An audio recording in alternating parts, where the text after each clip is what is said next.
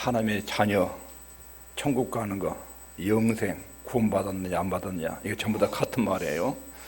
영생의 문제는 굉장히 중요합니다. 자신이 영생에 있는지를 확인하는 것은 신약 성경의 핵심 내용이라고 해도 과언이 아닙니다. 그런데 사람들의 관심은 죄의 용서, 지옥 가지 않는 거, 하고 선하게 사는 거. 신약 성경은 예수님 안에서 제공되는 영생의 중요성을 굉장히 중요한 주제로 다룹니다. 사복음서 마태, 마가, 누가, 요한복음에 기록된 이유 중에 하나가 영생을 얻도록 하기 위해서. 요한복음 20장 30절로 31절에 보면 요한이 이렇게 기록했습니다. 예수께서 제자들 앞에서 이 책에 기록되지 아니한 다른 표적도 많이 행하셨으나 오직 이것을 기록하면, 즉 요한복음을 기록한 것은 너희로 예수께서 하나님의 아들 그리스도심을 믿게 하려 하며 또 너희로 믿고 그 이름을 힘입어 생명을 얻게 하려 함이라. 복음서를 기록한 목적 중에 하나가 예수님을 믿고 영생을 얻도록, 이를 목적으로 기록했다. 요한복음만 그런 게 아니라 마태, 마가, 누가복음도 마찬가지입니다. 그들이 복음서를 기록한 이유는 예수 그리스도를 인간에게 소개하고 그 예수님을 믿고 영생을 얻도록 하기 위해서 복음서를 기록했다. 복음서를 기록한 목적이 여기 있습니다. 예수님이 오신 목적, 요한복음 10장 10절에 이렇게 설명합니다. 도적이 오는 것은 도적질하고 죽여 멸망시키는 것뿐이요 내가 온 것은, 즉 예수님이 온 것은 양으로 생명을 얻게 하고 또 풍성히 얻게 하려는 것이라. 여기서 생명을 얻게 하기도 하셨다. 하나님의 생명, 구원받고 천국 가도록 하기 위해서 오셨다, 이렇게 표현한 것입니다. 그리고 사도행전과 서신서에서도 이 문제를 중요하게 다룹니다. 사도행전은 예수님의 성천, 초대교회에 성령을 보내신 사실, 이런 내용에 대한 증거를 기록하고 있습니다. 사도행전에 기록된 내용 전부는 한 가지 주제를 세부적으로 표현하고 있습니다. 설교자들은 두루 다니면서 우리는 이 일의 증인이요, 사도들이 전하는 내용은 이 일의 증인, 무슨 일의 증인이냐면 우리는 그 예수님의 설교를 들었고 그분의 십자가의 처형을 보았다. 그런데 그 주님이 살아나셨다. 3일 만에 살아나신 것을 우리가 목격했고 살아나신 주 그 예수님을 우리가 직접 눈으로 보고 손으로 만졌다. 그리고 그 주님이 하늘로 승천하신 것도 봤다. 오순절에 성령이 임하신 것도 봤다. 그리고 성령이 증거하시기를 누구든지 그 예수님을 믿으면 죄를 용서하고 하나님의 자녀가 된다. 그 내용을 우리들이 전했다. 예수님은 하나님의 아들이고 인류에게 풍성한 하나님의 생명을 주신 분으로 오신 것, 이것이 사도들이 증언한 내용입니다. 그 이후에 로마서부터 계시록까지 편지문들인데 편지문에서도 마찬가지입니다. 서신서들이 기록된 목적은 성도들이 세상 현실의 삶에서 굉장히 큰 고충을 안고 살아갑니다. 예수 믿다가 의심에 빠져 유혹하는 경우도 있고 사단에 패배하여 넘어진 경우도 있고 다양한 유형의 어려움과 역경을 겪고 살아갑니다. 모든 서신서의 메시지는 그들에게 필요한 것은 예수 그리스도시다. 이 예수에 대한 믿음이 세상의 모든 유형의 압력, 내부의 유혹을 이겨내게 한다. 그들의 메시지의 중심이 예수 그리스도께 있었습니다. 예수 그리스도를 믿으면 영적 생명을 얻는다. 그 영적 생명 속에서 약동을 하면 외부의 압력과 내부의 유혹을 다 이겨낸다. 이것이 서신서들의 중요한 메시지입니다. 그러므로 신약 성경의 시즌일관 주장하는 것은 예수 그리스도에 대한 내용을 선포하고 증거하고 기록하고 있습니다. 하나님의 아들이 우리에게 영원한 생명을 주기 위해서 세상에 오셨고, 그리고 이것이 인류에게 제시된 가장 중요한 사실입니다. 이것을 증거합니다. 신약 성경의 핵심은 복음 선포입니다. 복된 소식. 이 복된 소식의 핵심이 예수 그리스도고 그 예수 그리스도를 믿으면 영생을 얻고 구원받는다. 그 내용이 신약 성경의 핵심 진리입니다. 한 사람이 세상에 나타나셨다. 그분은 하나님이 인류에게 주는 영원한 생명을 스스로 가지고 계신 분이다. 그리고 하나님의 생명을 인간에 주기 위해서 하나님의 사람 몸을 입고 오셨고 십자가에 죽으시고 부활하시고 승천하시고 다시 오신다. 그런 내용이 신약 성경의 복음 내용입니다.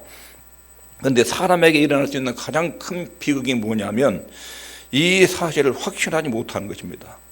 영생이 뭔지도 모르고 영생이 있다는 것을 모르고 사는 것, 이것은 엄청난 큰 불행입니다. 오늘 본문 5장 13절에 보면 내가 하나님의 아들의 이름을 믿는 너에게 이것을 쓴 것은 너희로 하여금 너에게 영생이 있음을 알게 하려 함이라. 하나님의 아들을 믿는 사람에게는 영생이 있다. 이거 좀 깨닫고 살아라. 이런 내용으로 내가 요한에서 편지를 썼다, 이렇게 기록하고 있습니다. 근데 영생을 확신하지 못하는 사람들을 위해서 나는 그래도 나는 지금 죽으면 천국 갈지 안 갈지, 내가 하나님의 자녀인지 아닌지 잘 모르겠습니다. 왜 그런지 한번 보십시오. 왜 내가 하나님의 자녀인지, 구원받는 사람인지, 천국 못 갈지 잘 모르는지, 그 이유가, 이 첫 번째 이유가 이거 시작 읽겠습니다. 시작. 영생을 확신하지 못하는 것은 신약 성경의 가르침과 상반됩니다. 죽어봐야 알지, 죽기 전까지는 천국 갈지 지옥 갈지 모른다, 이런 가르침들은 성경과 상반된 가르침들입니다. 신약 성경은 영생을 확인하는 방법으로 체험과 경험을 강조하지 않습니다. 내가 하나님의 자녀라는 사실은 믿음으로 아는 것이지 경험이나 체험으로 확인하는 것이 아닙니다. 구원과 관련해서 믿는 자가 구원받았다, 영생을 얻었다, 하나님의 자녀가 됐다, 이것은 무슨 체험이나 경험, 신비로운 현상, 이것으로 확인하는 것이 아닙니다. 느낌에 의해서 구원받는 것이 아니라 믿음으로 구원받습니다. 하나님의 말씀이 선포되면 그걸 믿으면 됩니다. 하나님의 아들을 세상에 보내셨다, 십자가에 죽으셨다, 그 우리의 죄 때문에 죽으셨다, 3일을 부활하셨다, 그 들으면 믿으면 거기도 구원이 발생합니다. 근데 구원이 발생할 때 내 속에 느낌이 아무것도 없습니다. 느낌에 의해서 구원받는 것이 아니라 믿음으로 구원받았다는 것을 기억해야 됩니다. 나는 하나님의 자녀라는 중요한 체험이 있는가, 이것으로 하나님의 자녀의 여부를 확인한 것이 아니라는 것입니다. 이것이 신약 성경의 증거입니다. 두 번째, 완벽주의 때문에 적어도 구원받았다고 말할 수 있는 사람은, 자기가 하나님의 자녀라고 영생을 얻었다고 말할 수 있는 사람은 지금은 죄를 안 짓고 있고 넘어지지 않고 완벽하게 살고 있어야 그렇게 주장할 수 있다. 이게 완벽주의 성향 때문에 그렇습니다. 아무런 죄악이나 실패가 없다고 말할 수 있어야 영생을 얻었다고 말할 수 있다. 근데 감히 어떻게 내가 영생을 얻었다고, 허물고 죄가 많은 내가 어떻게 영생을 얻었다고, 하나님의 자녀라고 지금 죽어도 천국 갈 수 있다고 말할 수 있는가. 이게 완벽주의 때문에 그렇습니다. 나는 나 자신이 넘어지고 실패하며 죄를 범한다는 사실을 알고 있다. 근데 이런 상태에서 내가 영생을 얻은 사람이라고 감히 주장할 수 있는가. 이런 완벽주의 성향 때문에 영생에 대해서 확신을 갖지 못하는 경우가 있습니다. 영생에 대한 확신이 이런 경우가 흔합니다. 왜 영생에 대해서 하나님의 자녀라는 주장을 펼치지 못하는가. 우리 주변에 교회 다니는 나를 보고 너 같은 사람이 어떻게 하나님의 자녀라고 말할 수 있느냐, 너같이 형편없는 도덕성, 말의 실수, 성교도 잘되고 싸움도 잘하고 그런 사람이 어떻게 하나님 믿는 하나님의 자녀라고 주장할 수 있느냐, 이런 평가들이 많지요. 그러니까 나는 아무리 봐도 하나님의 자녀가 아닌 것 같다, 나는 아직도 허물과 죄가 많은 사람인데 어떻게 하나님의 자녀라고 감히 말할 수 있느냐, 이런 생각 때문에 영생에는 확신이 무너집니다. 그런데 요한일서 1장 8절 10절에 보면, 만일 우리가 죄 없다 하면 스스로 속이고, 뭐라고 그랬지요? 나는 죄가 없다, 나는 깨끗하게 살았다, 하늘을 향해서 한 점 부끄러움이 없다, 이런 사람은 하나님을 속인 사람이다. 왜요? 하나님은 모든 사람이 죄인이라고, 다 부패하고 하나님 표준에서 이탈됐다고 하나님 그렇게 진단하는데 나는 깨끗하다, 죄가 없다, 이렇게 주장하는 사람은 하나님을 속이는 사람이다.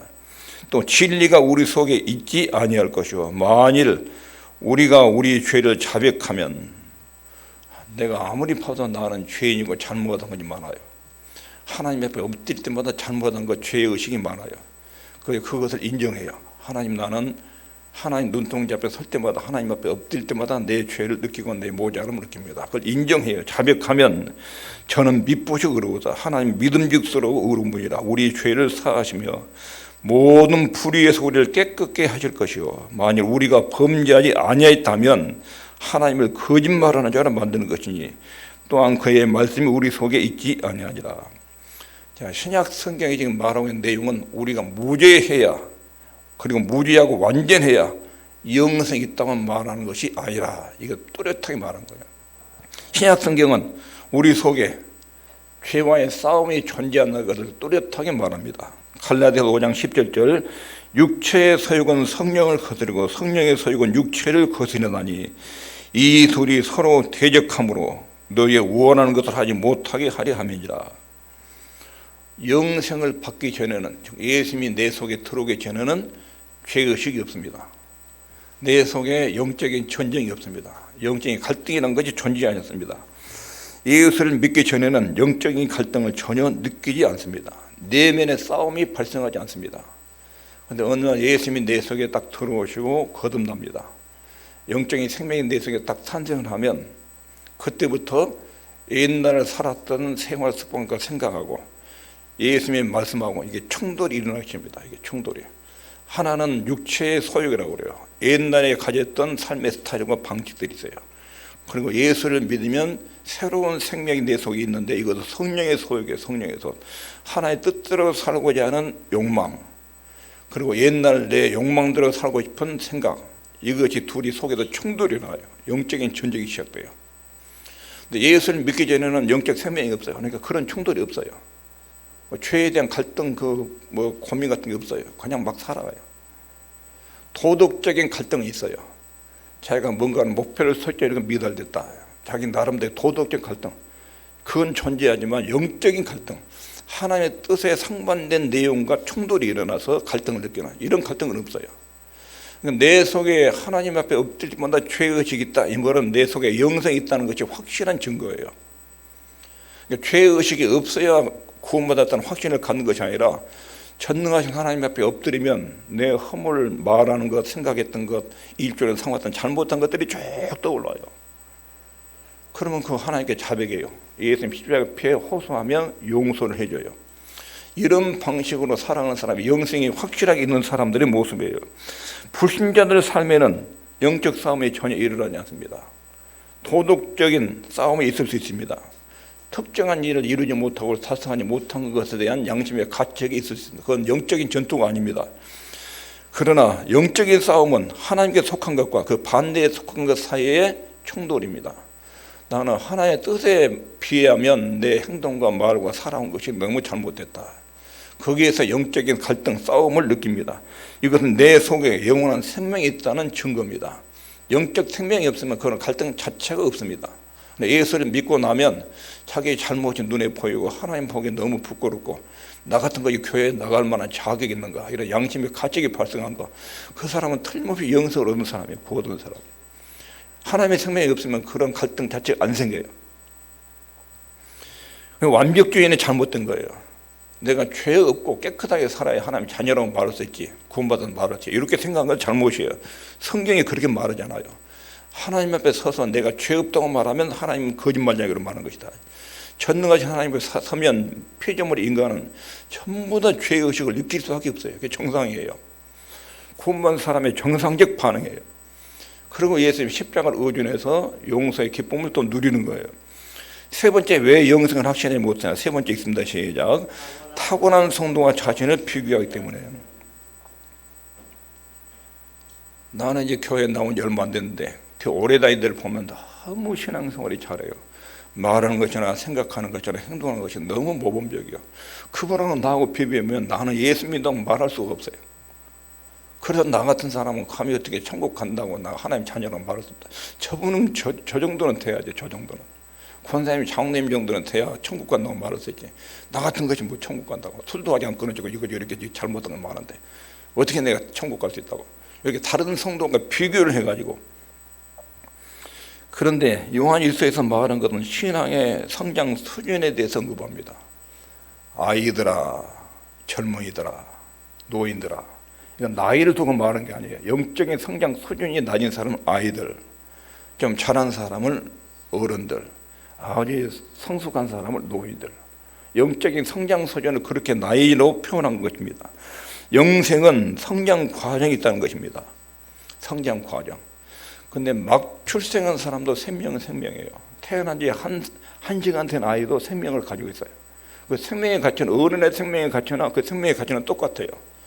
그러나 막 태어난 아이는 아직 성장하지 않았고 판단력, 표현력이 어려요. 그러나 생명은 생명이에요.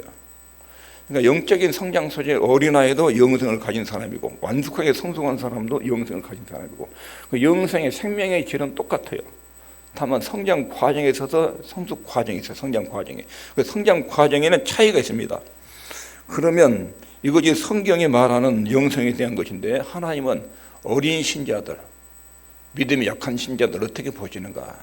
잘 내용이 표현된 것이 마태복음 12장 20절입니다.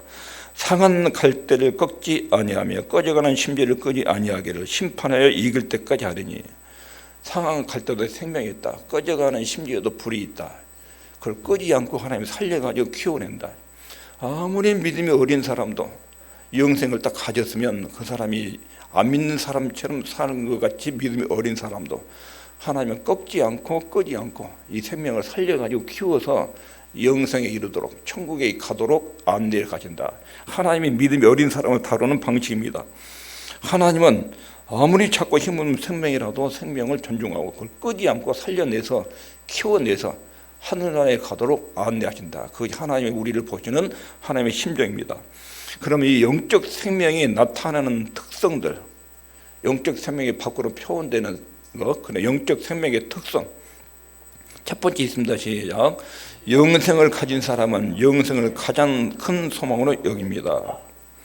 영적 생명의 체험이나 감정으로 표현되기도 하지만 그것이 다가 아닙니다.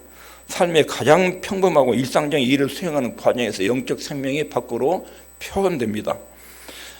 영적 생명이 가장 먼저 표현한 건데 이것이 뭐냐면 하나님 앞에 엎드릴 때마다 죄의식이 발생하는 거예요. 예수 믿기 전에는 그렇게 죄의식이 안 느껴지는데 예수 믿고 난 뒤에는 하나님께 엎드리고 만날 때마다 자신의 공허함을 느끼고 포기할 것도 없고 죄악으로 향하는 자기 성향에 대해서 깊이 들여다보고 탄식이 일어나고, 이것이 영적 생명의 첫 번째 표현 방식입니다. 죄악을 미워하고 하나님 뜻에 반하는 행동을 싫어하는 이런 성향이 우리 속에 영적 생명이 그런 성향으로 나타나요. 속에 하나님의 생명이 있으면 하나님의 뜻에 반하는 것인데 일상생활에 들어오면 굉장히 탄식을 해요. 내가 이렇게 살아면 안 되는데, 하나님이 나를 사랑하시고 이렇게 은혜를 주셨는데 내가 이렇게 행동하면 안 되는데 나는 왜 이 모양일까? 이런 탄식이 속에 생겨요. 그 영적 생명이 이렇게 표현되는 것입니다. 하나님의 생명이 그 사람 속에 들어가기 전에는 누구도 이런 체험이 발생하지 않습니다. 하나님 앞에 선 자기 허물과 죄가 안 보여요. 그러니까 하나님 앞에 엎드려서 죄 때문에 탄식하는 일은 영적 생명의 첫 번째 표현 방식이에요. 영혼에 영생이 없는 사람은 그런 현상이 안 일어나요. 죽은 사람은 이런 일이 일어나지 않습니다. 또 그렇게 하려고도 하지 않습니다.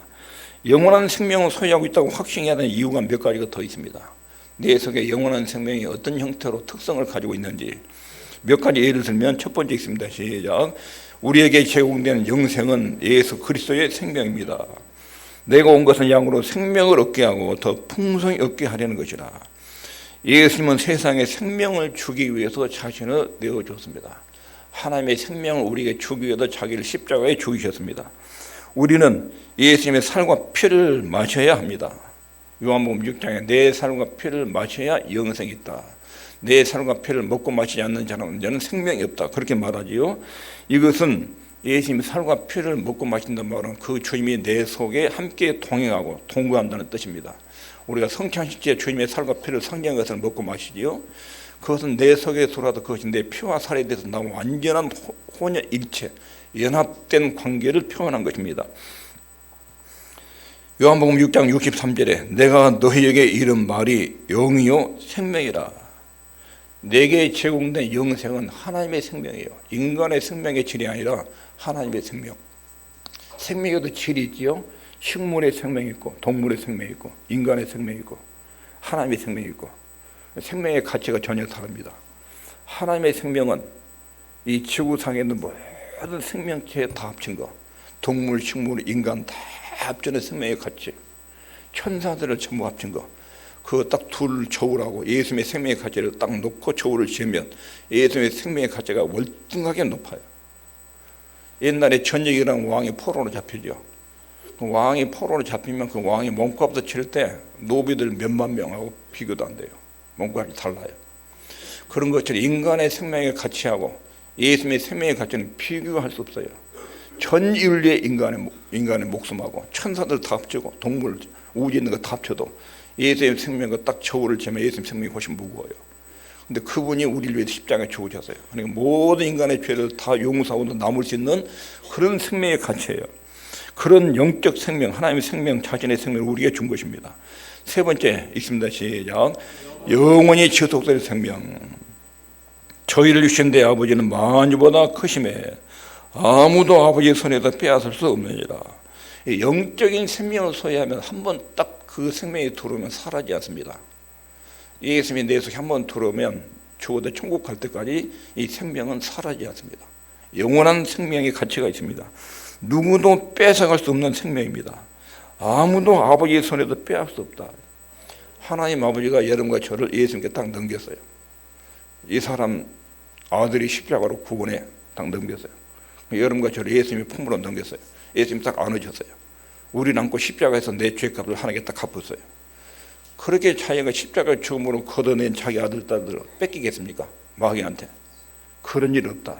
아버지가 나한테 맡긴 이 사람들은 절대로 내가 뺏기지 않는다. 아버지의 능력만큼 큰 힘이 와야 뺏을 수 있는데 그런 존재는 없다. 빼앗을 수 없다. 영원히 지속될 생명. 세상에 어떤 일이 일어나는 간에 최고의 안전이 보장된 생명. 이것이 우리 안에는 영생입니다. 영생. 마귀가 아무리 큰 핍박과 박해를 당하더라도 이 생명은 보장됩니다. 시련과 시험, 핍박, 어떤 유형의 압력이 와도 영적 생명은 안전하게 보장됩니다. 이것이 영원토록 지속될 생명입니다. 여기서 거듭난 생명의 가치를 이 땅에서 누려야 됩니다. 영생의 기쁨을 이 땅에서 누리는 것, 이것이 구원의 즐거움이죠. 그리고 죽은 다음에는 천국에서 그 생명이 이어져서 지속됩니다. 영원한 천국의 기쁨을 이곳에서 미리 맛보는 것, 그것이 영생입니다.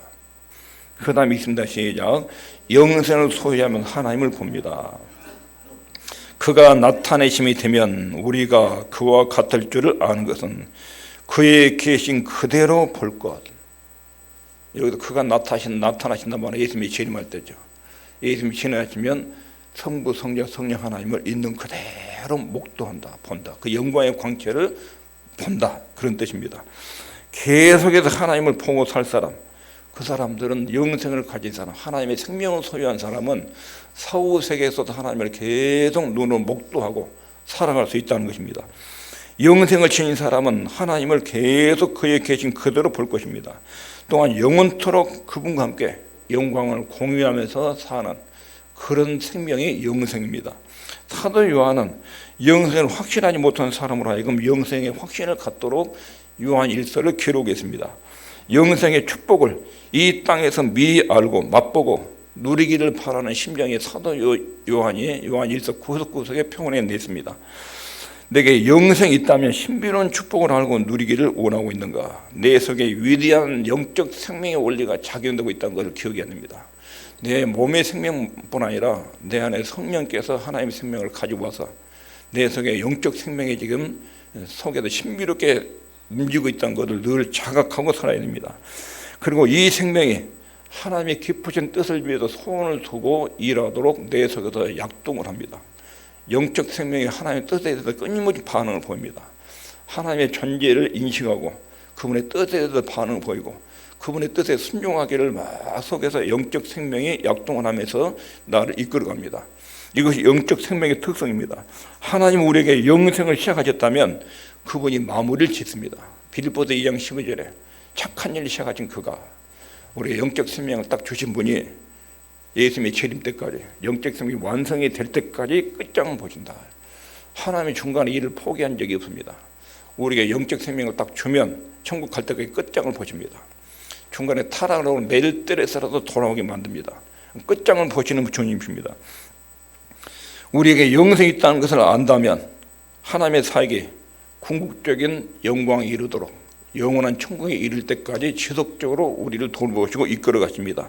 우리 영혼 속에도 작용되고 있다는 것을 알아야 됩니다. 로마서 8장 30절에 보면 미리 정하신 그들을 창세전에 하나님의 자기 자녀를 딱 정해요. 미리 정하신 그들을 또한 부르시고 이 땅의 역사가 지나가는 동안에 자기 자녀를 불러요. 부르신 그들을 또한 의롭다 하시고 예수님이 피로 씻어냅니다. 의롭다 하신 그들을 영화롭게. 여기 하나님이 우리를 시작부터 끝까지 구원 문제를 하나님이 하신다는 거예요. 창세전에 예정하셔서 불러요. 이 정한 사람 부르고 부른 사람은 의롭게 만들고 의롭게 한 것을 영화롭게. 이 과정이 중도에 소속되거나 멈춘 적이 없어요. 하나님의 구원을 시작하면 이렇게 종교를 짓습니다. 하나님이 시작하신 일을 그분이 매듭을 지을 것입니다. 영생이 내 속에 있다면 그 영광을 확신하는 것이 옳은 것입니다. 요한일서 3장 3절, 주를 향하여 이 소망을 가진 자마다 그의 깨끗하신 것 같이 자기를 깨끗하게 하느니라. 우리 영혼 속에 하나님의 생명이 들어와 있고, 그리고 이 생명이 내 속에서 있다는 것을 확신하며 살기를 바랍니다. 자, 여기까지 말씀을 정리하면 자신에게 영생이 있는지 확인한 것은 굉장히 중요합니다. 영생이 있는 사람은 땅에서도 천국의 즐거움을 맛보고 사후세계에서도 영광스러운 주님 나라에 간다는 확신이 있으니까 이것이 모든 외부와 내부의 압력과 유혹을 이겨내는 힘과 원동력이 됩니다. 영생에 확신이 없다고 생각하는 사람은 이것만큼 큰 축복을 놓친 것이 없습니다. 두 번째, 신약 성경에서 가장 중요하게 다루는 주제가 구원 문제와 영생입니다. 이 복음 안에 예수님의 구원과 영생이 있습니다. 그러면 신약 성경의 주제는 예수 그리스도가 주제인데 그 주제의 내용 속에 구원과 영생이 있습니다. 예수님은 사람들에게 영생을 주기 위해 세상에 오셨다고 신약 성경에 소개합니다. 그리고 영생의 특징은 영생을 최고 가치로 합니다. 이것만큼 소중한 가치가 없다. 영생을 얻은 사람은 그렇게 반응을 합니다. 그리고 이 생명의 특징은 예수 그리스도의 생명, 하나님의 생명입니다. 육체의 생명 말고 내 속에 하나님의 생명이 내재하고 있습니다. 그리고 이 생명은 영원히 지속됩니다. 이 땅에서 역사가 끝나면 천국에서 상승하는 축복과 기쁨을 누리는 그런 영원히 지속될 생명입니다. 이 생명이 없으면 지옥에서 영원한 시간을 보내야 됩니다. 이 영생을 소유하면 예수님이 재림할 때 하나님을 있는 모습 그대로 보게 됩니다. 그리고 어마어마한 천국의 영광을 영원토록 누리게 되는 것입니다. 그러므로 이 생명을 확신하는 것만큼 큰 축복이 없고 이것만큼 큰 행복이 없다고 말할 수 있습니다. 기도하겠습니다.